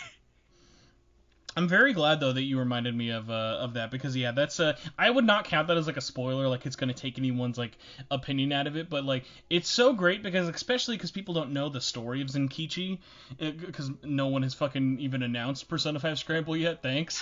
That's a shame. But like yeah, his story is so great. He's such a fucking great anime dad, and it's just like oh man, like the fact that like. He's by the way like thankfully he is not like the Kasumi. Like you don't have to wait until 90% of the game is done to play as him. Like you get to play at least like half of the game as him, and because the way Scramble bakes in all of its other palaces, which are called jails, you can play every level of the game with him and do like all the side quests and stuff. So it's like it's very very satisfying. I'm so sad that nothing has been announced of Persona 5 Scramble, and I want it to come over to the West so bad that I am contemplating just like ordering a copy and playing the JP version. If it wasn't for the fact that copies are still selling for about like $90, I would definitely. Shit. I mean that's just how much it costs like in Japan, so it's like it's kind of hard to be mad at it. Whereas like yeah, all fucking games in Japan, like if they are a big series, like they're all gonna cost like a ton of money for it. So, yeah, I'm just really excited for when that game finally gets announced, especially because like this is such a weird camp of me of like I can't think of the last time I've imported a game and beaten it before it was even announced in America. It's really really trippy. But like going into that even more of like as I was playing this, one of my favorite things was I would tweet out of context spoilers for Scramble. So like I want people to go back onto our Twitter feed and like look at like what the fuck did he mean when he posted a fat Elsa? Like what does this fat Elsa have anything to do with Persona 5 Scramble? And then when people see why I put that picture there, they're gonna be like, oh, that's fat Elsa. Okay, it makes sense now. I think I might know who you're talking about, which is why I'm giggling like a madman over here. Yeah, but Jean Valjean is, I'm going to say this right now, he is a cooler use of chains on a Persona. I'm sorry, Arsene. You look cool, but he's basically honestly blue Arsene now that I think about it. Because his hands are like shackled and like these like little like, he's almost got like French Revolution Kratos hands. Because if you look at Jean Valjean, he's got the legs are bound in like metal shards, and he's got chains holding his legs together and one of his arms, but his other arm, the chain is free, and he's got like no fingers basically. He's just got like these metal gloves that are like like holding him together. He's such a fucking great design. No, I'm looking at him right now, and yeah, it's what the hell is going on with this? And like the best part as well is when I was like the only thing that's more trippy than Zenkichi's persona is himself. Like he is straight up out of Bloodborne. Like Zenkichi's like Phantom Thief's design is like Bloodborne, like Rule 34 porn in all the right ways. Like he's just got such a fucking like leather daddy look, and I'm all here for it. Like, yeah, it's so I'm good. I'm looking at it right now, and I'm super into it. Yeah, Zenkichi's going to be very popular, and I'm very, very excited to see who they're going to pick for his English voice cast, because like they got to pick someone real good, because like he's got some great lines. Yeah, I'm just waiting for Persona 5 Scramble to be announced in any way, shape, or form. Yeah, that's like it's gonna be a fun one, because a lot of people because games are so in that weird state of flux, are like, yeah, man, I think Persona 5 Royal is gonna be like my game of the year. And like me, big brain over here, like even if like I'm not like right now it is Final Fantasy VII Remake for me personally, but like literally even after I played Royal, it was like, no, I still like Scramble better than this, and I like understood like a third of its story, just because like I think like that game, like it knows what it is. Mm-hmm. It's a solid like 40 to 50 hours of like no filler. You can put as much time into that as you want, and like everything for it of like, this is what I want. I fucking love Muso games. This is the most honed in Muso game they've ever made. Like even calling it a Muso game is like an insult for it. And it's like, I'm just so excited. Like just like it's almost kind of weird too, because like if people want to play it, you can play Scramble right now. Like not even if you want to spend money. Like there's a Japanese demo you can download for free. And like the best part about that is the demo is amazing and made a lot more people excited about it. And then when you play the game, you're like, holy shit, the demo is like 1/10 of how deep that whole game is. Like, there are so many systems and levels. Like, you never even get into party swapping because you can play as every character in that game, like, manually. Really? Yeah, it's a super, super just stupid deep system, and I'm just sitting here like, alright guys, it's cool that y'all think Persona 5 Royal is going to be your game of the year, but I'm going to tell you right now, outside of the really, really, really big diehard fans, like, that game's going to have not a chance of hell of, like, winning, like, just because, like, especially from, like, the main populace's opinion, it's like, for everyone else, Persona 5 Royal is just a cool new thing for a 3-year-old game. Even though, obviously, that's not the case. It's not like it's being sold as DLC. It is still its own standalone game. The skeletons of that game is still a PS3 game that came out 3 years ago. Okay, I can see that.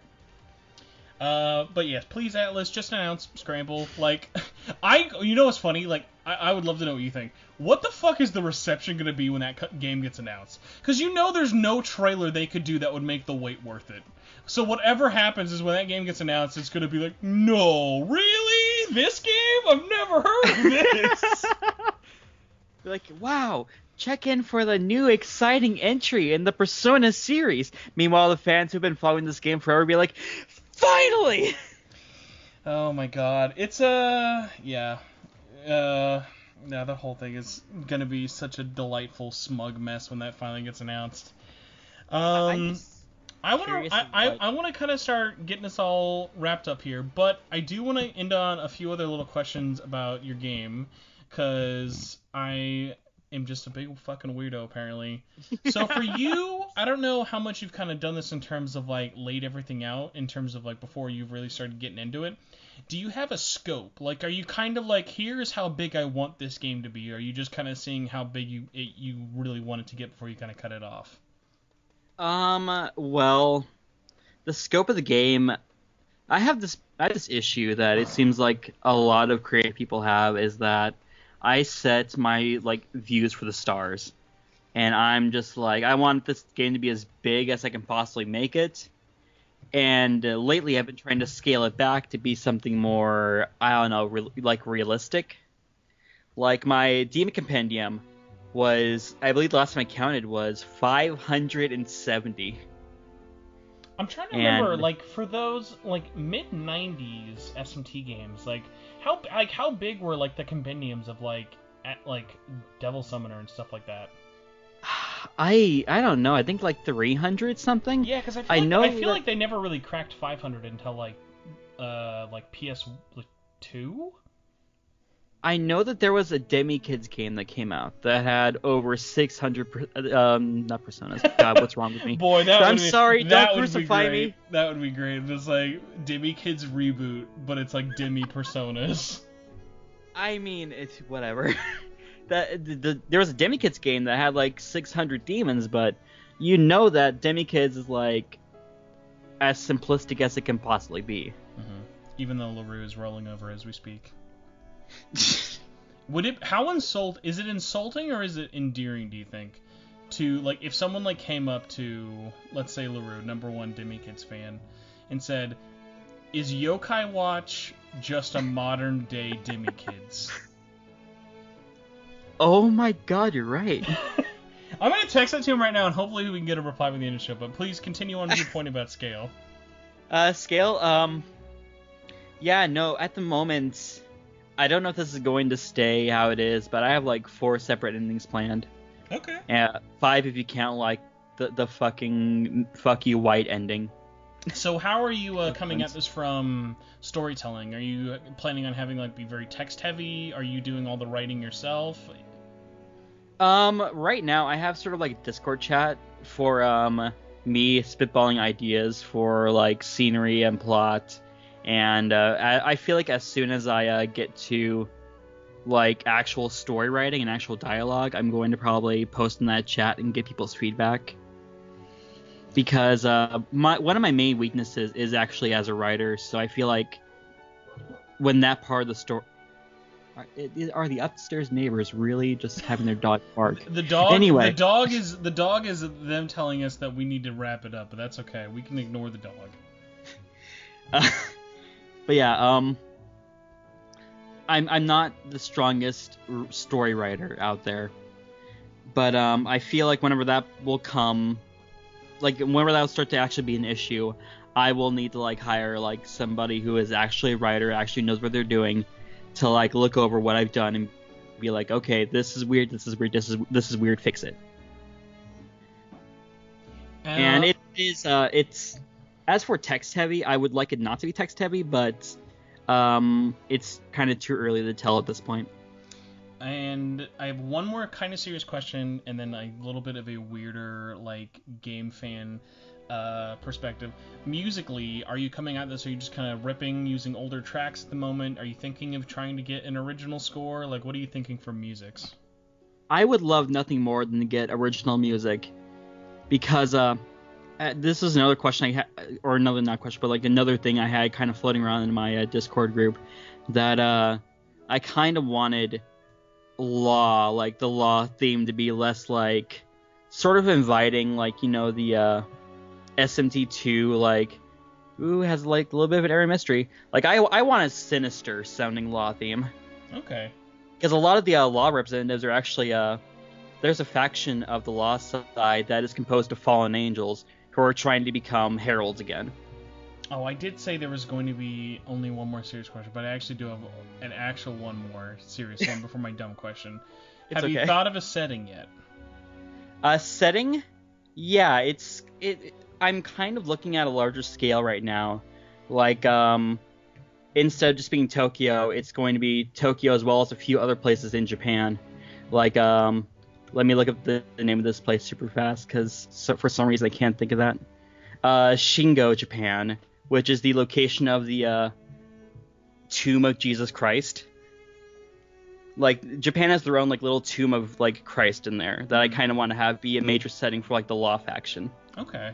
As well as Osaka being a massive part of the Chaos faction, because that's where the Natural History Museum is, and that's going to be a major headquarters for the Chaos, like Ring of Gaia. Well, I'm glad you didn't just say Tokyo for everything. That means you're already on the creative steps that you need to be. My other last dumb question before we start wrapping up.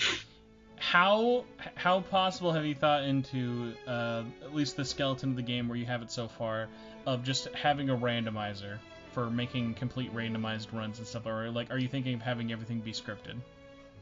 I would love nothing more than to be a randomizer. Because right now, the way I have it set up is that I basically just have a giant dump of items. I have a giant dump of demons. I'm not sure how random encounters are going to be set up yet. So at the moment, I'm hoping that there will be a possibility of a randomizer run. So sorry, it's my brain's trying to process the response. But yeah, basically my hope is that there will be a randomizer run possibility in the future. Okay. Have you thought of getting it to a certain point and being like, okay, here's like a really, really rough but playable version of the game that you would like put out there in terms of like gauging other people's like feedback and opinion? Right now my plan is to finish the first dungeon and have like a set of demons there that you can talk and negotiate with.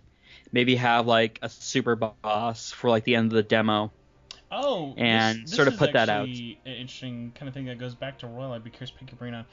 In your head, what is the quintessential, at least for you, best quote because this is all opinion, take on negotiations for demons?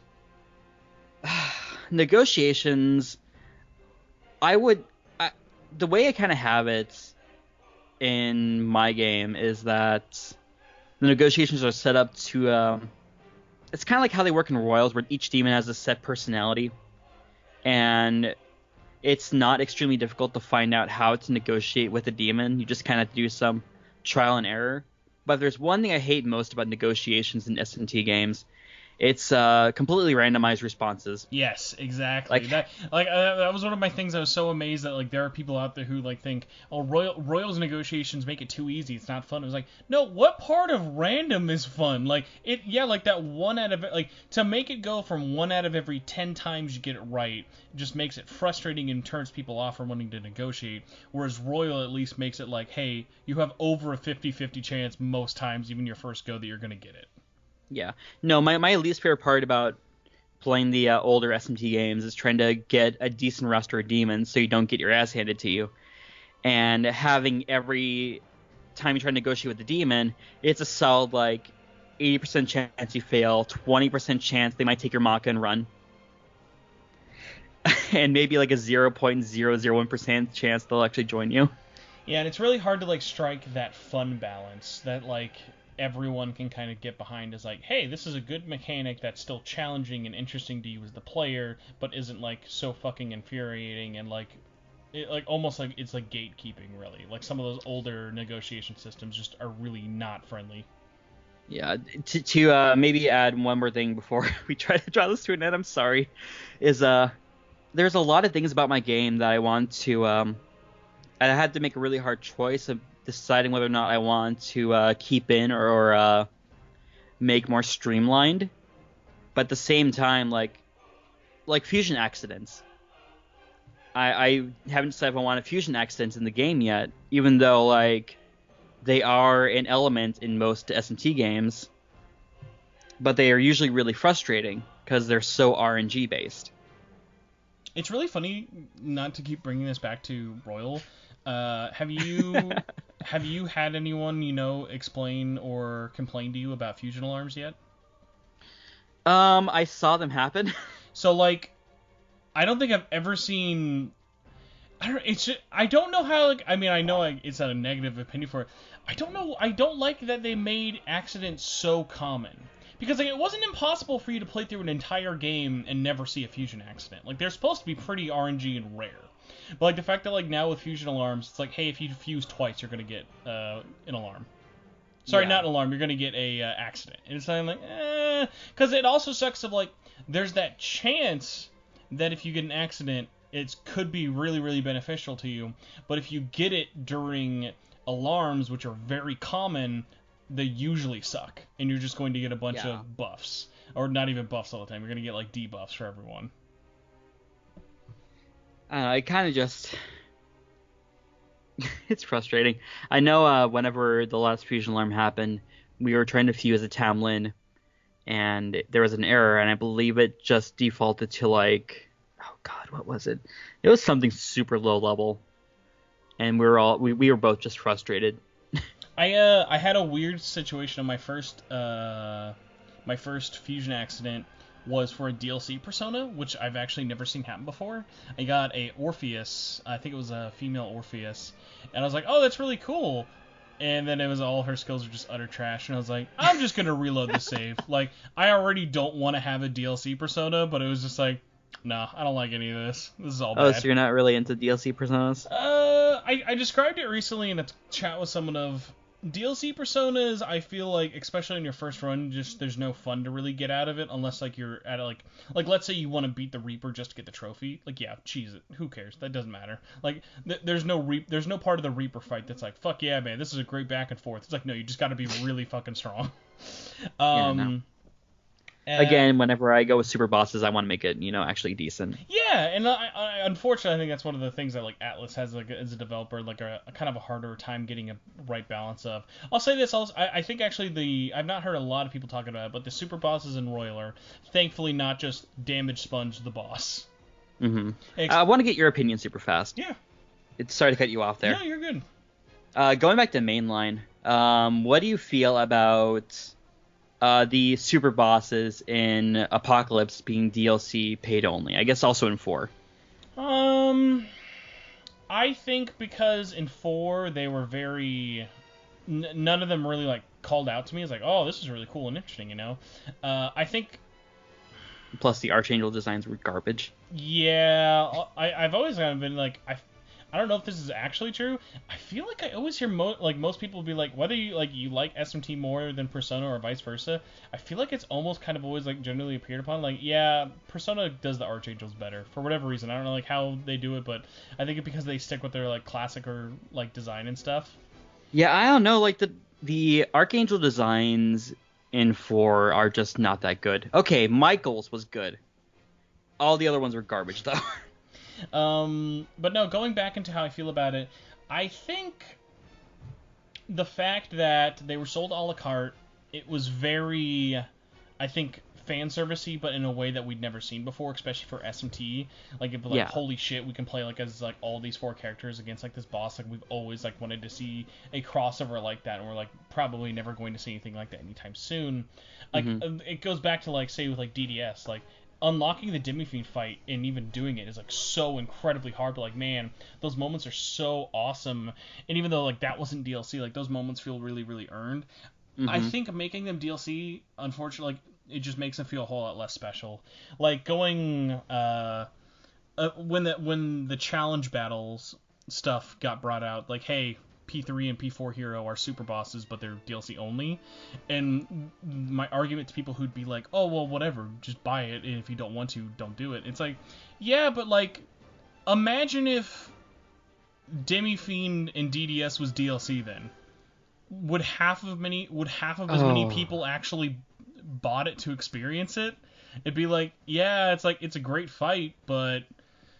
Because, like, honestly, like, those fights are, like, some of my favorite in the game. Like, they make really interesting use of the fact that they are wild cards and, like, the personas that they use. So it is a really cool battle system and stuff for it. But it's like, yeah, you're just not going to see as many people talk about it because it was DLC for a game that already had a bunch of new content.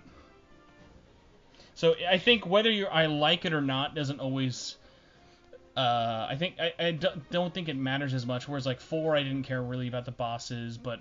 Apocalypse I liked just because of the premise and the setting, and it really wasn't that expensive. Yeah. At the same point, whether I like it or hate it, it always goes down to it makes it feel less special. Yeah, also, 4 didn't have...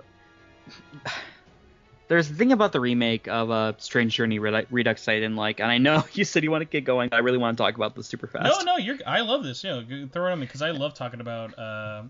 Strange Journey Redux. I always have to stop myself from calling it Deep Strange Journey. I'll never. I really want to call it that too, but Strange Journey Redux. The main issue. I know they had like a DLC you could buy. The only DLC you could buy for that game was that the DLC was you can basically buy stuff that makes the game easier. Mm-hmm. Well, it was basically like hey, we're Atlas, we're going to make the same 5 DLC things and put it in all of our SMT games. More money, more XP, more items, make the game easier, make the game harder. Yeah, I just don't... I didn't really care for that kind of DLC in Redux, which was a shame because when Redux was like announced, I was like, okay, they had some really questionable DLC choices for like SMT4 and Apocalypse. I was really curious if they're going to have like any additional content for DLC in Redux, which when they didn't, that didn't really disappoint me because we had the Womb of Grief, and that was pretty good as it is. I think honestly the biggest takeaway of why Deep Strange Journey had the boring DLC kept and didn't have any of the other super bosses was because like that was like the biggest feedback from fans, especially in the 3DS era, of like even the super bosses, it was like they all felt budget. All the DLC in those games feel super budget. That's like the only DLC people like to remember are the ones we meme. Like talking about Best Buy Nanashi or Amazon and GameStop Flame. It's like you remember those because those are fucking hilarious and like, oh my god. Never ever will I forget Best Buy Nanashi. He is a blessing that I think no one ever actually had. That was like the one case of like times where I would blatantly double dip on a game just to get all the stupid DLC costumes. It was for SMT4 and Apocalypse because those costume designs are amazing. I don't... Wait, oh my god, I was thinking like, what is Best Buy Nanashi? Then it just hit me like, oh my god, that's Nanashi in the Best Buy uniform. Yeah, not even like, oh, he like looks like the color scheme of Best Buy. No, it's Nanashi in a fucking cargos and a blue polo. It's just like, that's just it, man. He's living his life. Okay, a little bit off the record. Feel free to cut this if you want, but is there Does there exist a link to that download somewhere for like an emulator? Oh, we can. I mean, I don't care about that. I mean, the 3DS is a fucking cesspool of like you can get anything you want on those. I'm sure, but like I am such a weird like not purist like in an elitist way, but like I never go out of my way to like play stuff unless it's just on native hardware, just because like I already have enough shit as it is. And by the way, I don't know if you've seen it, but I am sending you a link to Best Buy Nanashi because it is something that needs to be viewed by everybody. I have seen it and I love it. I'm now glad that we can just call this episode Best Buy Nanashi, even though it has nothing else to do with 80% of this game. Also, if you look up Best Buy Nanashi, I don't know who this anime girl is. There's a thing that's called Don't Toy With Me, Miss Nagatoro. We're looking at the exact same image right now. And I'm just like, I think this is just a book, but I'm really expecting it to turn into hentai like any moment. I'm very uncomfortable with this because this looks like very lolly, and I'm not up in the lolly game. If you're Nanashi, are you more upset that this anime manga cover gets second billing and then Makoto as Nanashi gets third billing? Which, like, I had a moment, like, when Tokyo Mirage Sessions was about to come out, I was like, I really wish Apocalypse had more crossover DLC, because I couldn't think of any that it had, and I forgot the crossover DLC in P5D, and then I saw Makoto in Nanashi's outfit, and I was like, oh, that's why we don't have any more.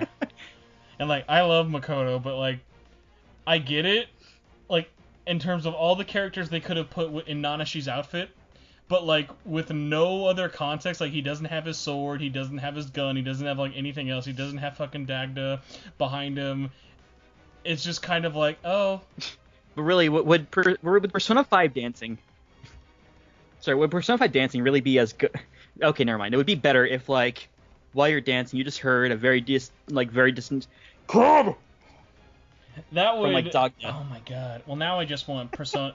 now I just want the Persona dancing spinoffs to have just been SMT dancing spinoffs. And just imagine you're just dancing with the cast of SMT4, and it's just. There's. I mean there's a model there's a model that's floating around out there of the Demi-Fiend just dancing, and it's my favorite GIF. I'm just like, I don't know, just because I'm imagining, like, there's a section, I don't know if this would be its own dedicated song or if he would just be annoying people in the background, but it would just be Matthew Mercer as fucking Walter, just going, like, beatboxing a song as he's, like, hoeing. No, not hoeing, hoeing. Big difference. Hoeing and hoeing, very different. Really getting to the filth of Tokyo, huh? It's really, I mean, hey, you gotta explore everything. You can't just stop at Best Buy Nanashi. You gotta get really deep into the darkest pits of the internet when you think of now what is my dream SMT dancing scenario? What tracks are we getting? What scenarios can we dance on the grave of Navarre? Would that be inappropriate to? Oh my god! I don't know how no one has ever made this meme outside the fact that no one fucking likes Navarre unless like you listen to this podcast. You know that dumb meme of like the dude doing the peace sign by a gravestone that people will just be like, it need to be the gravestone is Navarre and it's just the fucking I'm gonna put Ghost Navarre's face over that dude. Honestly, Navarre was, like, my favorite character to hate in SMT4. It's really funny, like, I didn't care about him, like, he's just kind of like the sniveling, like, tropey guy, but man, I loved what they did with the character in Apocalypse. Like, turning him into, like, a little fucking shitty Slimer ghost was so great. And that, ladies and gentlemen, is the only positive thing you'll ever hear anybody say about SMT Apocalypse. I like Apocalypse. I know it is not the most popular, but I'll say this. Like, look, hey, say what you will about the enhanced ports, Apocalypse is the best example of, like, doing something new. Apocalypse is its own separate game. But it was supposed to be the enhanced port version. Like, you have to at least give them... Really? Like, oh, yeah! Like, they've talked about that. Like, Apocalypse was just going to be, hey, Like, Apocalypse was just supposed to be, hey, we're going to make an enhanced version of this, because they've done that with every game. If you look back at all Atlas titles, 4 is the only game they've never done that with. Well, I mean, but they made an entire separate game for that. Yeah, but, like, I just appreciate the fact that they're like, hey, there's something more we can do with the story and this character, and, like, we could get fucking weird. And are they going to have Flynn smirking and it look really, really hilarious and creepy at the same time? Fuck yeah, why not? Smirking Flynn is somehow canon. Oh my god. Yeah, I love it. Like that. Okay, I have a major love-hate thing with the story of 4. Like OG 4, sorry, not 4 Apocalypse. Oh, okay, alright. I have a lot of issues about Apocalypse, but there is some golden moments. Clearly, we need to eventually have a. I'm trying to think. Actually, no, we never did a. We did a review on the podcast back when it came out, because I know I reviewed Apocalypse, but I never actually did like a spoiler cast, because Apocalypse came out 2016, right? Yeah. Oh my god. I was still going to Digipin back then, so. So many games have come out over the last couple of years. I'll say this, you know what? We used to do this, and I actually was going to make it a lot more of a softball question, because I'm bringing back our Evoker of the Week. This will be a great one, and I can pick your brain on it. Okay, go ahead. What is the better 3DS title? Strange Journey Redux or SMT4 Apocalypse? Because I think it's safe to say those are the two least favorite out of the SMT games on 3DS. Oh my god. Because I'm all on Apocalypse over Redux for me personally. Apocalypse is better, just in the long run. So Apocalypse took the gameplay of 4 and improved upon it times like 300. And really, it did a whole lot of new stuff with like the gameplay. It took a new direction with like the story and art assets. But like in Strange Journey Redux, we got like 2 new face portraits from Mastema and some new like crew members. And of course, the whole other Womb of Grief, but that wasn't really integrated that well into the main story. No, not really. Like, all of Alex is like, if you like, I think. And LaRue, I think, still plans on making this video. LaRue was planning on doing this before Royal came out, of new edition girls, like, always kind of being the worst part of games, And, like, for the most part, he's not always wrong. Like, I'm a Marie defender, but, like, I know why people don't like Marie and stuff like that. And, like, people like Alex is not a beneficial part of that game at all. Like, no one is going away from, not no one, but most people are not coming away from Strange Journey Redux being like, fuck, man, I just can't imagine this game without Alex now. She's a game changer. But I told him specifically, hold off on Royal, because I hadn't played it at the time, but I had heard that Kasumi bucks the trend, and I'm really glad to say that not only did Kasumi buck the trend, but also Sophie. Sophie also, who's the redheaded AI girl in Scrabble, she also thankfully is not like I'm a new girl, that's my portrait. Oh, yeah. Yeah, no, also the new girl of Apocalypse, Asahi, is the worst person ever. I don't know if it's fair to count her. When, like, half the cast of Apocalypse is new, I don't think it's safe to say there's a new girl. I was posting. Okay. Also, I'll say this, just because he doesn't always get enough love. Hallelujah. Great character. I love Hallelujah, okay? Hallelujah, a really, really great character. I love Hallelujah. Well... Like... I think your internet is slowly having a heart attack to tell us that we need to start wrapping up. But Nikki, where can people find you online? You can find me at the Fifth Kalpa. That is the Fifth and Kalpa. On Twitter and as well as YouTube. I post once every millennia. But hopefully, as I start ramping up on things more, I'll start posting. Because there is a lot of video topics I want to talk about on YouTube. I mostly touch upon like strange and obscure demons in SMT. But yeah, you can find me on there. I post a lot about my game on Twitter, so if you want to follow the game progress, I'd say probably follow there. And your Twitter account is the same name, right?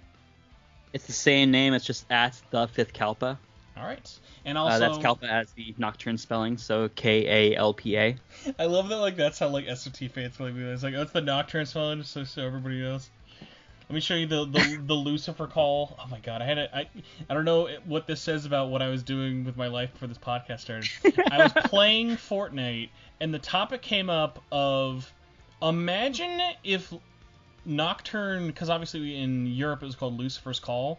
Imagine if Lucifer's Call had like a European dub, like along the lines of the original Xenoblade Chronicles, and how much better that game would be. Oh my god, I would love that so much.